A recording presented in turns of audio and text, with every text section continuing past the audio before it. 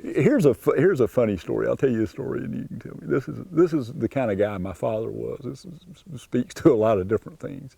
You see that grill over there? That's an old right here on the side of the building.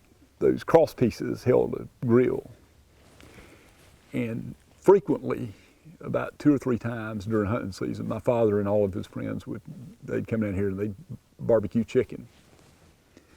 And he'd come down here first thing in the morning and get started barbecuing it, and he'd put leg quarters on and they'd cook for hours. Well, my brothers and I went hunting, and I killed a coon. First one I ever killed, about 8 or 9 years old. And I came back over here,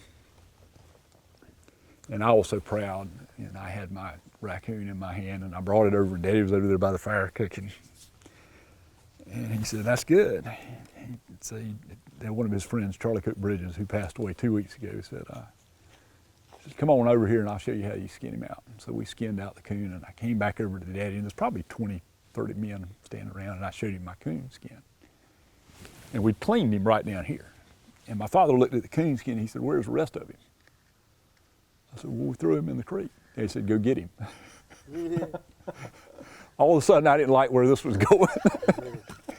So I go wading out there and grab this carcass of this raccoon that I'd shot twice with a 20 gauge with birdshot. So he's just slammed full of lead. And I bring it back over to my father, and he quarters it and throws it up there on the grill. And I remember sitting there looking at that going, who in the world is going to eat that nasty raccoon?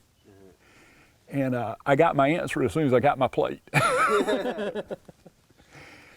And I reached for a piece of chicken, and my father said, "No, that's not what you're eating. You're eating this coon." And he had it on the grill just long enough to say that it had been on the grill. Slathered some barbecue sauce on it and said, "There you go. Enjoy that." Rare, huh? And I tried to eat that, and that was the nastiest thing. I'm sure there's probably a way that you can cook raccoon that's good, but that was not one of them.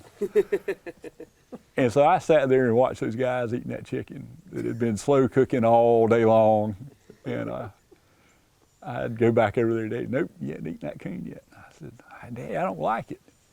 He said, "Well, I tell you what then, don't shoot something you're not going to eat." And I'll tell you, for all the things I've hunted everything in this form. I have never shot another coon in my life.